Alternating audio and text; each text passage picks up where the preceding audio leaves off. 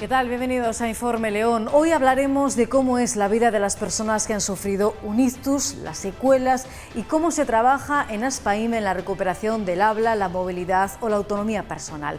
Además abordaremos también la polémica de la instalación de varios parques solares en la provincia que van a sumar 4.500 hectáreas y que ya han levantado ampollas en zonas como la Cepeda, el Órbigo o el Páramo. Y por último también conoceremos la historia del Palacio de Doña Berenguela, el único monumento nacional en León que no puede visitarse.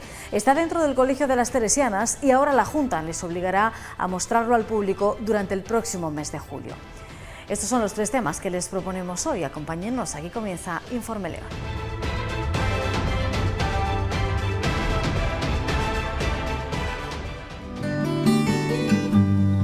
En un entorno privilegiado declarado Reserva de la Biosfera encontramos el balneario Caldas de Luna, un centro termal ubicado en pleno Parque Natural de Babia y Luna y que está solo a 40 minutos de León capital.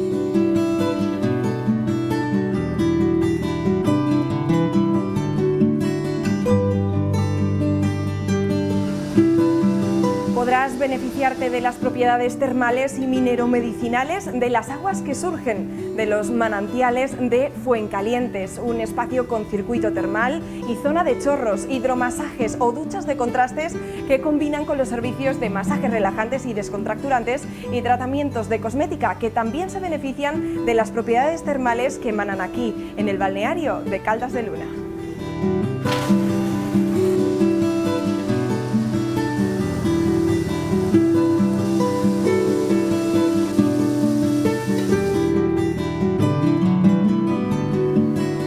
Una cuidada propuesta gastronómica compuesta por recetas tradicionales y una selección de los mejores productos de la despensa leonesa completan una experiencia multisensorial de la que saldrás completamente renovado. Recuerda que puedes alargar tu estancia aquí en una de sus 20 habitaciones, solo en el balneario Caldas de Luna, a 40 minutos de León capital.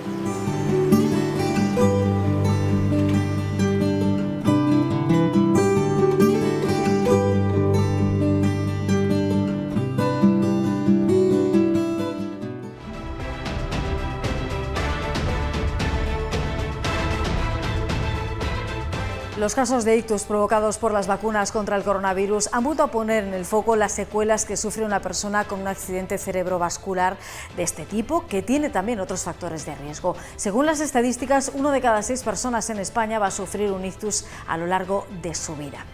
Son pacientes que luchan por recuperar la autonomía personal que tenían antes de sufrir el ictus. Cada año se producen en España 120.000 diagnósticos de ictus, accidentes cerebrovasculares, que dejan en una gran parte de los pacientes importantes secuelas. El camino de la recuperación requiere un esfuerzo físico y mental al que se enfrentan en la fase hospitalaria durante el ingreso, pero sobre todo después para tratar de alcanzar la vida que tenían antes. Esta unidad de ictus de Aspaim, Castilla y León, nació en 2014 en la necesidad de mejorar de manera integral la calidad de vida de estos pacientes. Estoy aquí porque he tenido un ictus y después, bueno, de salir del hospital y demás, pues tengo que hacer mucha rehabilitación, mucho ejercicio, mucha cosa para tratar de recuperar todo lo que he perdido. El 18 de octubre de 2020, José Antonio sufrió un ictus. Notaba que algo me ocurría fuerte y que no, pero no podía expresarlo después de poco tiempo, no podía expresar ni decir nada. Pensé en una embolia, digo, esto es una embolia, un derrame cerebral, un algo así, pero no voy a decir nada, que corra mi mujer con el coche, lleguemos a León y al hospital de cabeza, pero se cortó la conexión, vamos, se cortó que yo me quedé sin hablar, no podía hablar, no podía decir nada. Y que no podía comunicarme ni decirle nada, quería decirle y no podía, nada más gesticulaba. Más de medio año después sigue intentando recuperarse. Estoy bastante afectado, toda la parte derecha, muy afectado, pero he conseguido mucho comparado que tal como estaba y tengo que seguir recuperando más, tengo que seguir peleándolo.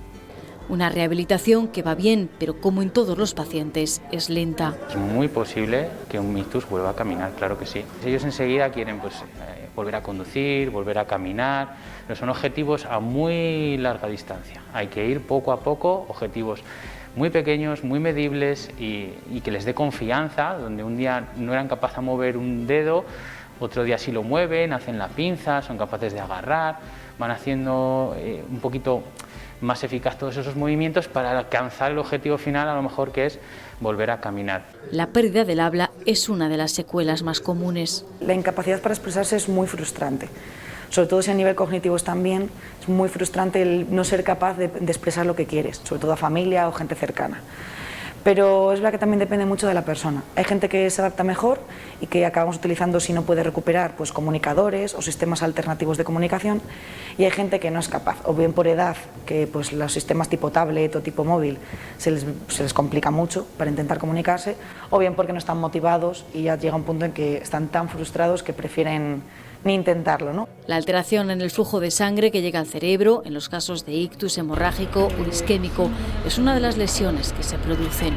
Por eso son tan determinantes los tiempos y una detección y asistencia sanitaria rápida ante los primeros síntomas.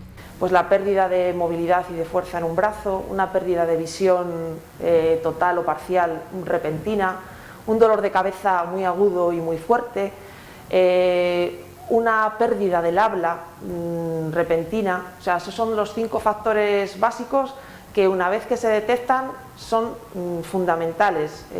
Actuar de manera rápida y ponerse en manos de los profesionales de las unidades de ictus. Para José Antonio, los síntomas del 11 de marzo de 2020 ya no eran nuevos, le estaba dando su segundo ictus. Me fui a la habitación, fui a descalzarme, y en el momento de descalzarme el pie izquierdo yo ya noté que no me podía descalzar. Noté que era un ictus porque, como yo había tenido anteriormente otro ictus en el 2006. Ahora puede caminar con la ayuda de un bastón, ha perdido cierta autonomía, pero con 76 años confía en seguir recuperando movilidad con la ayuda de los profesionales. Del otro ictus me recuperé bastante bien porque caminaba yo solo.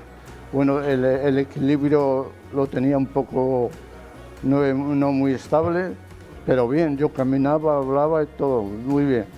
En este ya es un poco más difícil porque ya dependo de segundas personas. Camino con un bastón, pero yo noto cada día que gracias a ellos voy recuperándome, tengo más fuerza, tengo más moral, me da mucho ánimo. Espero ahora que también me recupere bastante más de lo que tengo ahora. Porque un 50% de los pacientes de ictus son capaces de recuperar las habilidades que tenían antes. Es también muy gratificante ver cómo luego consiguen hacer muchas más cosas de las que, sobre todo, que ellos pensaban, porque nosotros al final siempre luchamos ahí por esa autonomía. Lo que pasa que ellos al principio son los que tienen más el freno de es que esto yo no puedo, esto me va a costar. Y al final son más que nosotras, son ellos los que acaban sorprendiéndose. A María y a Ana, suegra y nuera, el ictus interrumpió sus vidas casi al mismo tiempo. Me da a mí un ictus el día 17 de diciembre del año pasado. Entonces, claro, fue un shock. Pero es que cuando yo llego a casa me dan el alta y a mi suegra le da el ictus el 27 de diciembre. Nos llevamos 10 días de diferencia. Han sido el gran apoyo la una para la otra. Su evolución es buena, pero la diferencia clara de edad influye también en la recuperación. Presión y estuve mal, muy mal. Cuando ya pegué el golpe ya en la habitación y fue muy grande y me llevaron 6 meses en cama. Y eso, una presión para mí muy grande, porque la cama yo me parecía que estaba muy mal. No iba a moverme, tienen el charte, tienen esto, lo otro. La gente, es que era muchísimo tiempo. Las cifras dicen que el ictus afecta en mayor medida a las mujeres y se ha comprobado que la evolución es más rápida y positiva cuando hay un apoyo familiar detrás. Un cambio en la familia. Cuando te da un ictus, nos da a todos. Porque tú te ves muy limitada y necesitas ayuda. Necesitas ayuda pues para las cosas de la casa, para el aseo personal, para comunicarte, no sabes a veces encontrar palabras o que te den tiempo para expresarte. Es muy diferente la evolución de una persona que está arropada por su entorno, y en la que se vuelcan los esfuerzos de ella y de sus familiares, a una persona que, bueno, pues que puede tener un entorno menos fortalecido. Venimos aquí a Spain, venimos juntas, entonces pues nos animamos la una a la otra. Pero quería ansia de ver el sol. Yo vine muy bien y para acá, y luego ya vine aquí y estoy encantada. Cuando me trajeron para aquí y estoy muy contenta. Tiempos donde se intentan revertir las parálisis faciales, los problemas de devolución o la movilidad para realizar tareas tan habituales como las domésticas. Se trabaja a todos los niveles para que al final vuelvan a ser autónomos en actividades pues, de la vida diaria, tanto las básicas como a lo mejor son vestirse, comer o asearse, o actividades más complejas como ir al supermercado o preparar una comida o coger un autobús. Les afecta a la memoria, a la planificación o incluso en algunas personas aparecen problemas y conductas de impulsividad o agresividad que el entorno debe también saber afrontar. Se trabaja mucho, pues, en este caso con las familias, porque bueno, al final también tienen que entender que es por el daño, no es que bueno, la persona se haya vuelto agresiva porque sí o porque quiera o decida hacerlo, es que el daño bueno, pues le hace ser así, de esa manera. Entonces se trabaja mucho con las familias a nivel de concienciación, de que sepan que es el daño cerebral de su familiar y que, bueno, que lo integren y bueno, a trabajarlo a través de pautas, a través de autorregistros, de ver cómo esa conducta agresiva se repite en el tiempo, si se repite siempre por las mañanas o se repite cuando se realiza algún otro tipo de conducta. Se trabaja hasta la recuperación del 100% o hasta el techo de cada paciente. Se establecen unos objetivos. Cuando esos objetivos vemos que ya se han alcanzado o que no hay más margen de mejoría, pues bueno, se habla con ellos, con las familias y bueno, se interrumpe o se minora la intensidad de las sesiones de rehabilitación. Detrás del ictus, como de otras enfermedades, también existe un trabajo de prevención, promoviendo hábitos de vida saludables en la alimentación, en la práctica de ejercicio o incluso en evitar situaciones de estrés. Un problema sanitario que no ha desaparecido con la pandemia y que sufrirán 1 de cada 6 personas en España a lo largo de su vida. Y ningún diagnóstico será igual. 2 lesiones similares pues pueden tener patrones completamente diferentes. Desde una persona con un patrón más flexor, con muchísimas más compensaciones a nivel flexor, que no pueda soltar la musculatura, a un paciente pues totalmente hipotónico, que se cae de lado y que no es capaz de activar para poder volver a su eje normal. La realidad es que cada vez están viendo casos de personas más jóvenes. Siempre se ha asociado a gente muy mayor, pero cada vez estamos viendo a gente pues entre 50, 60, 70 años, pues con alteraciones en la movilidad, en la sensibilidad y alteraciones también a nivel cognitivo. Porque será la labor de los profesionales y la voluntad de los pacientes la comunión perfecta para recuperar la vida que tenían antes.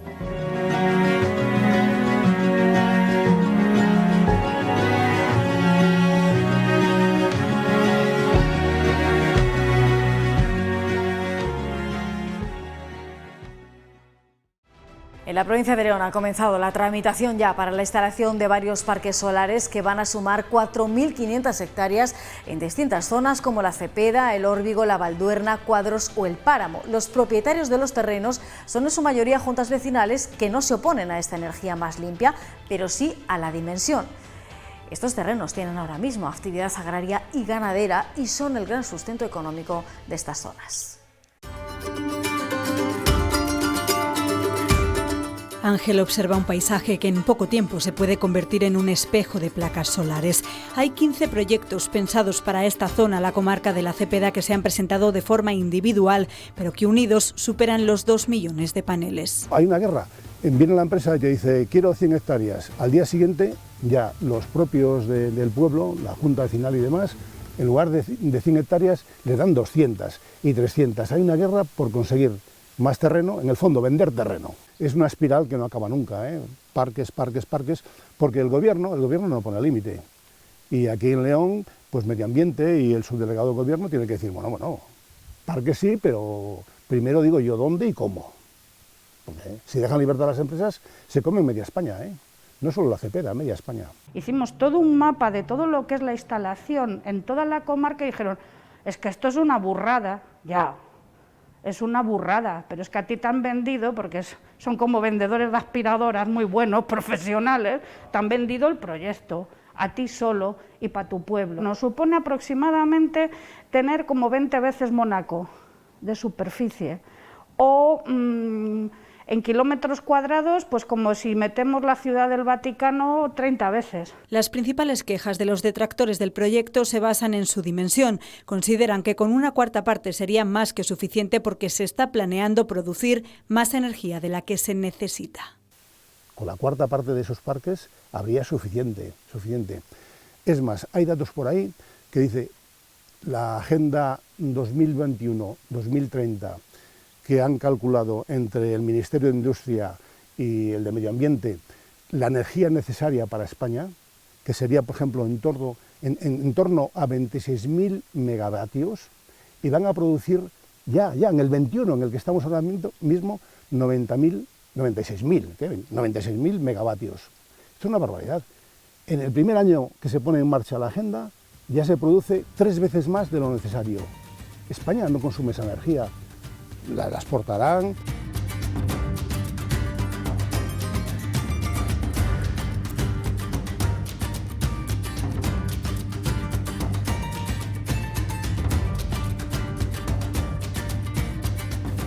Yo creo que nuestros nietos y los hijos y demás no merecen que se hipoteque el terreno porque sí, porque una multinacional quiera venir y coger y decir, bueno, yo doy tanto dinero, compro esta zona. En el fondo es comprar, lo compran y demás, porque pagan, lo compran.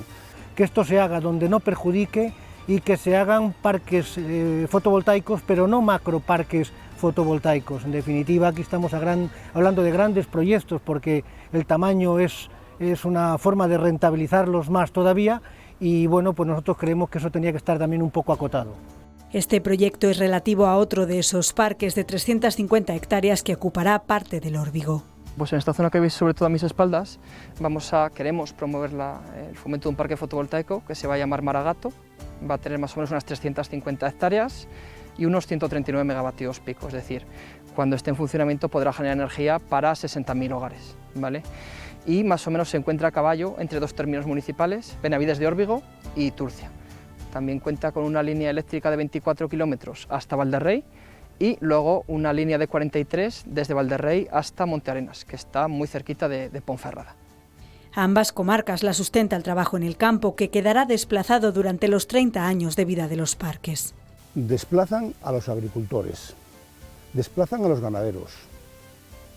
Bueno, y estos pueblos viven de eso. Es una industria que ocupa una gran superficie de terreno, que hoy la están ocupando nuestros agricultores y nuestros ganaderos, y a esos agricultores y a esos ganaderos se les echa, y se les echa sin ninguna compensación, porque realmente a quien se está compensando es al propietario de los terrenos. Sí que es cierto que en algunos casos tenemos que ocupar superficies de terreno, pero de manera consensuada y siempre buscando un equilibrio entre los impactos ambientales y siempre la coordinación con todos los elementos clave. Tristemente, nos guste o no, la solución al final pasa por tener más dinero. Entonces es una empresa privada la que en este caso puede inyectar ese capital necesario para poder afrontar estos retos que tenemos actualmente en los pueblos. A cambio reciben una compensación económica que la plataforma Cepeda Viva denuncia que vendrá con sorpresa, por ejemplo, en el pago de tributos.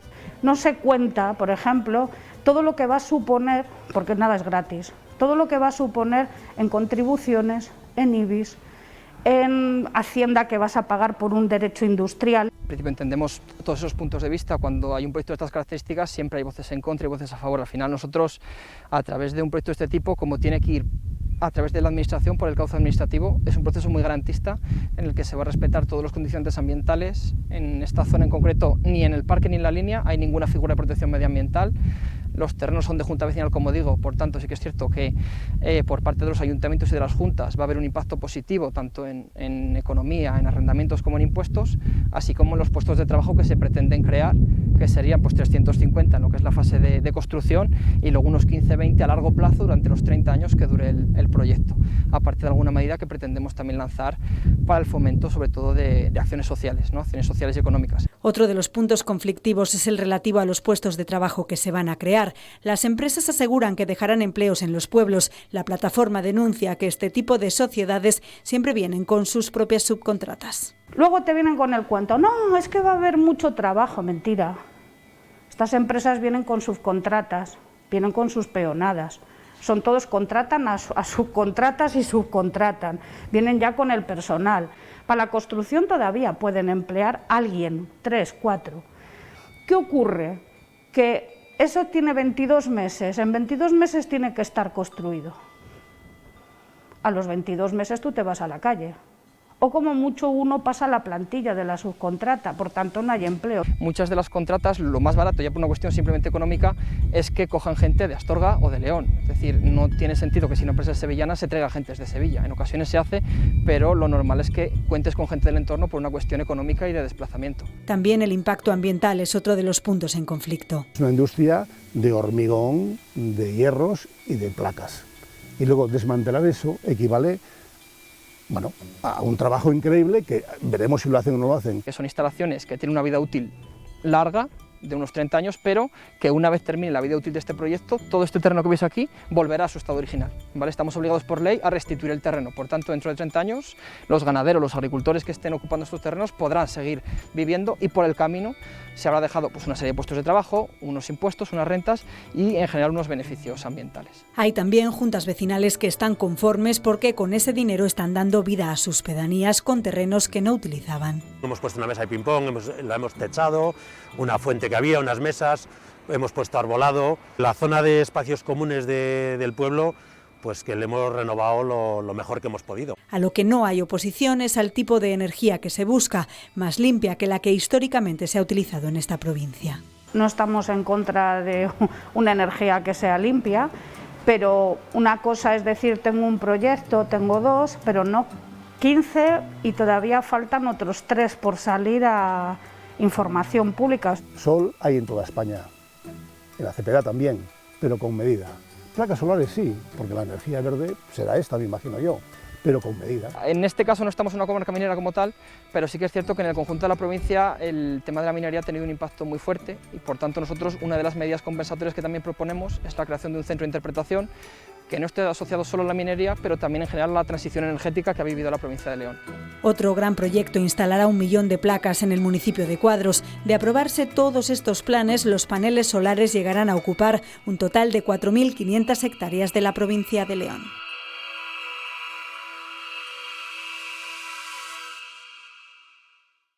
Es el único monumento nacional que, a pesar de su importante valor histórico, permanece cerrado al público. El Palacio de Doña Berenguela está enclaustrado sorprendentemente en el patio de un colegio, el de las Teresianas, en León capital, un lugar del que la historia cuenta que pudo ser escenario de la boda de la infanta Urraca y sede del Tribunal de la Inquisición en León en el siglo XVI. Su torre es lo único que queda. Ahora, por fin, la Junta va a obligar a la congregación religiosa a mostrarlo para visitas turísticas durante el próximo mes de julio.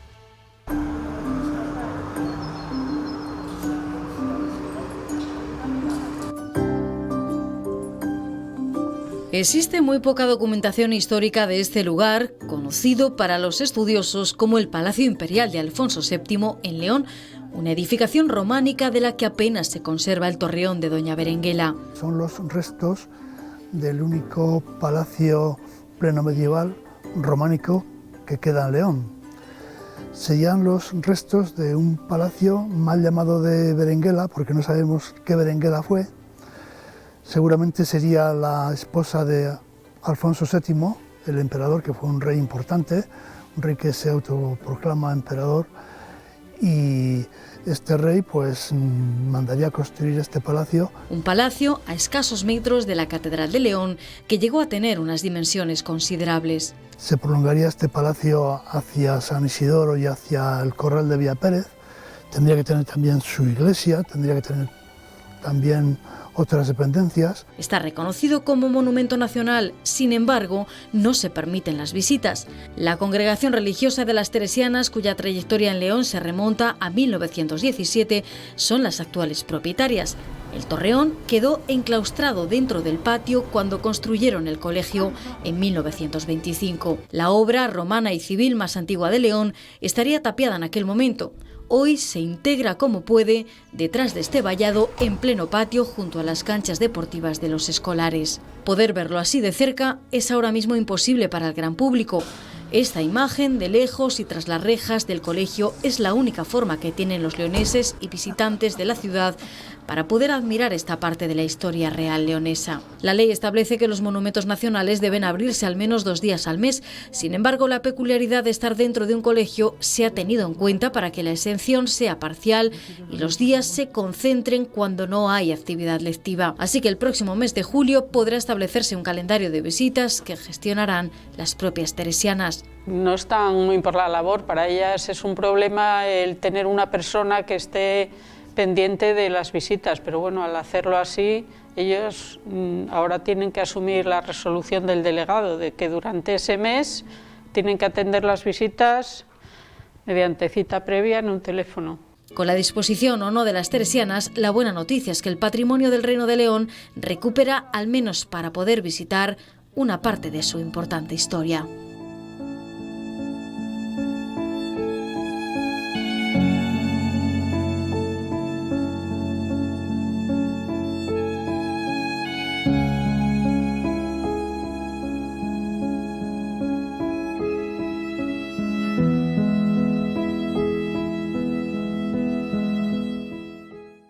Con esta visita a un lugar sin duda cargado de historia y que en unas semanas podrá disfrutar todo el mundo, nos vamos, pero recuerden que este programa Informe León no regresará el próximo jueves, día festivo, 24 de junio, San Juan, pero sí lo hará dentro de 14 días, el próximo 1 de julio. Ese día llegaremos con nuevos temas, no nos fallen, aquí les esperamos. Adiós.